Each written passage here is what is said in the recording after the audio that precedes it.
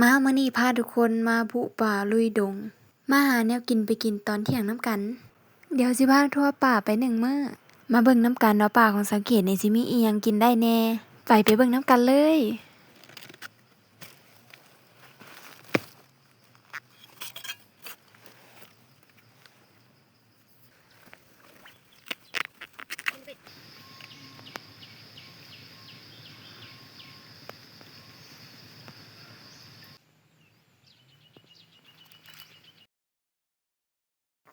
สบายดีทุกคนในตอนเช้าๆเด้อมามื้อนี้มาพบมาพอกับสาวเกตอีกแล้วหลังจากที่สาวเกตหายหน้าหายตาไปโดนมามื้อนี้สิพาทุกคนเข้าป่าไปหาหน่อไม้น้ำกันมาพร้อมแล้วบ่พร้อมถือเสียมถือกระตาไปน้ำกันแล้วบ่หลังจากที่เฮามาฮอดทับอิฐเฮาก็สิจอดรถไว้อยู่ที่เถียงของเฮาเองบรรยากาศทุ่งไร่ทุ่งนาของเฮาในตอนนี้ก็สิเป็นสีเขียวอุ่มทุ่มยิ้มทิ่มเนี่ยเด้อเนื่องจากช่วงนี้นะฝนตกดีอาหารการกินบ้านเฮาก็เริ่มหลายแล้วได้สิบ่ว่าหลายสายยาวเข้าป่าไปน้ำกันเลยฝนช่วงนี้น่ะตกดุบางแน่น้ำในห้วยนี่ก็คุ้นแต่ว่าห้วยแถวนี้นี่ปลาหลายได้แม่ของสาวเกตนี่เพิ่นมักมายอดสะดุ้งแถวนี้เลยและสำหรับการมาหาหน่อไม้ของพวกเฮาในมื้อนี้ก็สิมีอยู่2คนแม่ลูกคือเก่านั่นแหละเบิ่งแน่ทุกคนเลี้ยวเบิ่งต้นไม้ใบหญ้าต้นใดก็เขียวสายน้ำอยู่แถวนี้บอกเลยว่าเย็นเวลาย่างไปนะ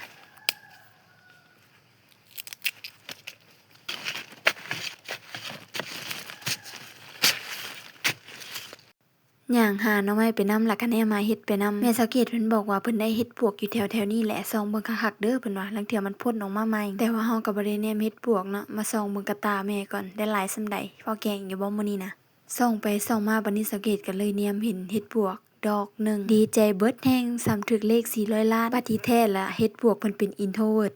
มักอยู่คนเดียวเด้ซะมีดอกเดียวเท่านี้แหละแต่อย่างน้อยเฮาก็ได้เฮ็ดปวกมาแกงใส่หน่อไม้แล้วถึงสิเป็นดอกเดียวก็เป็นดอกแห่งคุณภาพเด้อเพิ่มความแซ่บได้หลายเติบได้นี่นะ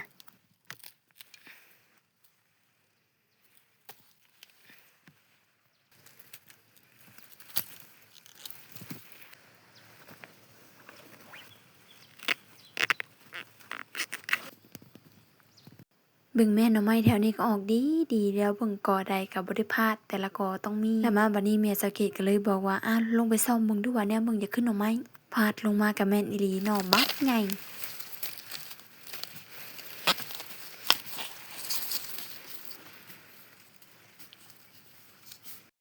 เอาเหลียวเบิ่งก่อนนี่ก็แตกเคิบถาแล้วเบิ่งแหน่เพิ่นแตกเคิบถาแล้วยังบ่พอยังมีอีกหน่อ1 2หน่อซ้อนเลยสำหรับกอนี้จังแม่นว่าเพิ่นอุดมสมบูรณ์คักอันเด้2หน่อนี่ยังบ่คักได้ยังมีตัวที่3ลงมาอีกเดี๋ยวจังหน่อยสิมาเก็บเอาเดี๋ยวสิขอไปจัดการ2หน่อนี้ก่อนอย่าฟ้าวไปใส่เด้อจังหน่อยกลับมา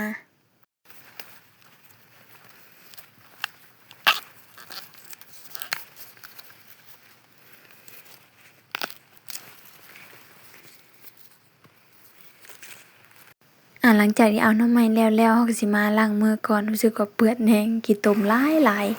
ห้วยแถวนี้นี่แต่ก่อนสาวเกตมักมาอาบน้ำเลยปีนี้ก็หลายถ้าถามว่าเดี๋ยวนี้ยังอยากมาอาบบ่บอกเลยว่าบ่เอามาต่อกับการหาหน่อไม้ของเฮามาฮอดก่อนนี่เฮาก็เจอหน่อไม้นี่หน่อข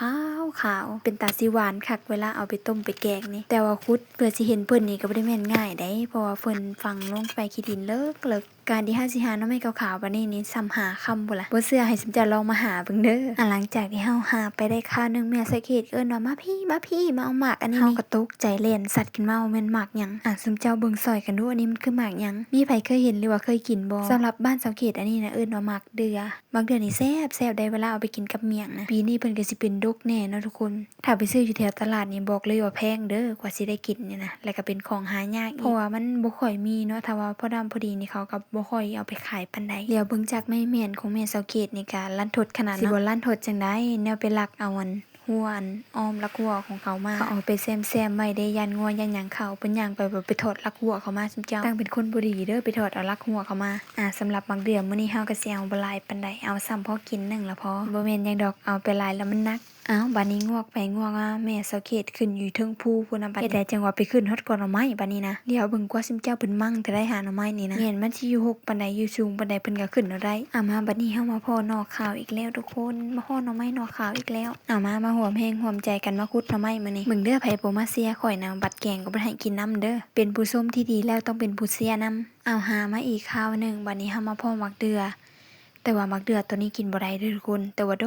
ดกงามเบิ่งแหน่เป็นตาสะอ่อนเนาะจังว่าเป็นตาสะอ่อนเป็นตาอ่อนซ่อนเป็นคักจังแม่นเพิ่นงามได้งามดีแต่ว่าตัวนี้กินบ่ได้หรือว่ามีคนกินได้บ่หรือว่าจังใดหรือว่าสะเก็ดบ่ฮู้บ่แต่ว่าซาที่ฮู้มานี่ตัวนี้นี่กินบ่ได้มาบัดนี้มาเบิ่งหน่อไม้เฮาต่อหากอได้นี่ก็เป็นชั่วโมงบ่แม่นหยังเด้ค่าอัดคลิป บ่แม่นว่าหาหน่อไม้ดนดอกค่าอัดคลิปดนกดหันแล้วก็กดนี่บัดนี้ก็ได้หน่อไม้มาอีกแล้วหน่อหนึ่งหน่อบักใหญ่แล้วเบิ่งหน่อใดก็เป็นตาแซ่บเนาะหอมแฮงหอมใจกันพากันไปหาต่อไปจักหน่อยสะเก็ดสิพาเมื่อแกงมาเบิ่งตัวนี้ทุกคนโอ้ยใหญ่อีกแล้วทั้งใหญ่ทั้งขาวบัดนี้นะคันเปรียบเป็นคนก็สิประมาณว่าสวยหล่อแบบบ่มีบ่อนติหั้นนะตัวนี้ก็สิเป็นประมาณนั้นแหละเป็นแบบนี้นี่รสชาตินี่แบบหวานๆได้นี่นะหวานๆกรอบๆเลยได้สำหรับใครที่บ่ทันเคยกินนี่แนะนำให้ลองมากินเบิ่งเด้อสำหรับแขวงสะหวรรณเขตนี่บอกเลยว่าขึ้นชื่อแห่งเรื่องแกงหน่อไม้แต่สำหรับแขวงอื่นสะเก็ดก็บ่ฮู้คือกันว่าสิถึกปากเพิ่นบ่แต่สำหรับสะเก็ดบอกเลยว่าเมื่อใดได้ขาดแกงหน่อไม้แล้วรู้สึกว่าบ่มีเหือบ่มีแฮงรู้สึกว่าห่างไกลมันขาดอีหยังไปจักอย่างหันนะหลังจากหาหน่อไม้แล้วเฮาก็สิพากันเมื่อได้บัดนี้และในทางเมื่อเฮาก็บังเอิญเห็นตักแตนในสวนอ้อยทุกคนเบิ่งซอยกันเนี่ยว่าตัวนี้มันกินได้บ่หรือว่าแนวใดตักแตนนี่คือว่าหลายจุ่มแต่ว่าตักแตนนี่เพิ่นสิแตกต่างจากตักแตนแบบอื่นนะเพราะว่าเพิ่นเป็นสีดำๆแต่สังเกตก็บ่เคยเห็นจักเทื่อออกไปนี่นะแบบว่าจุ่มกันหลายๆนะถ้าว่าไผฮู้ว่ามันกินได้นี่บอกสังเกตให้เด้อเดี๋ยวสิไปจับมาขั่วมาทอดไว้กินเป็นคนสวยที่ว่ามากินทอดตักแตนแฮงหลังจากนี้เฮาหาหน่อไม้แล้วเฮาก็สิพากันย่างกลับเมื่อเถียงนาสำหรับระยะทางจากเถียงนากับกอหน่อไม้ก็สิบ่ไกลกันหลายแต่มันก็ต้องได้แล่นลัดป่าลัดดงลัดห้วยลัดภูลัดผาไปแน่เวลาสำหรับตอนนี้ก็สิประมาณ 12 โมงหรือว่าตอนเที่ยง2คนแม่ลูกนี่ก็สิเริ่มอยากข้าวอยากน้ำแล้วเด้อแต่ว่าใครแต่สภาพอากาศเป็นใจแน่มื้อนี้ก็สิบ่แดดปานใดมาเฮานี่แม่ก็ว่าโอ๊ยเก็บเอายานางซะก่อนว่าจักพุ่มนึงยานางที่จะเอามาแกงใส่หน่อไม้นะสำหรับบ้านสะเขตนี่ยานางก็ค่อนข้างได้ว่าหายากแน่ถ้าว่าบ่ไปซื้อแถวตลาดนี่ก็บอกเลยว่าหายากเนาะแถวบ้านเฮา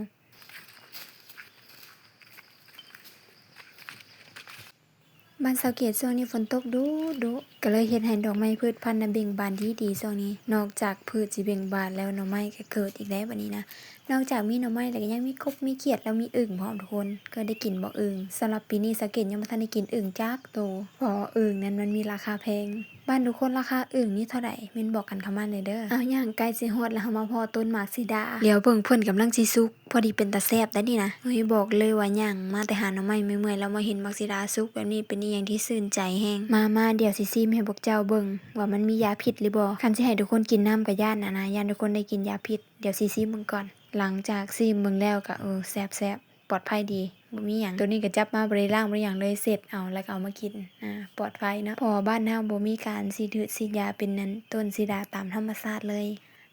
มาฮอดเที่ยงแล้วเฮามาโซฝีมือกันหาหน่อไม้ก่อนบอกได้เลยว่ามื้อนี้เป็นมื้อที่โชคดีได้หน่อไม้หลาย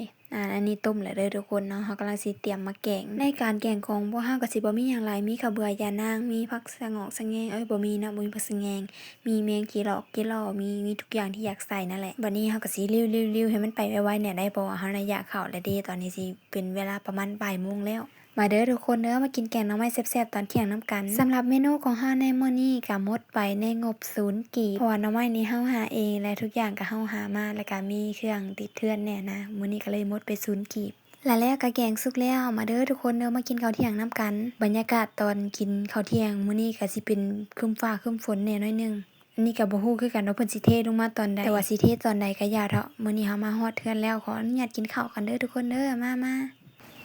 อยู่ใหญ่เนาะอยู่หนาเนาะแกะ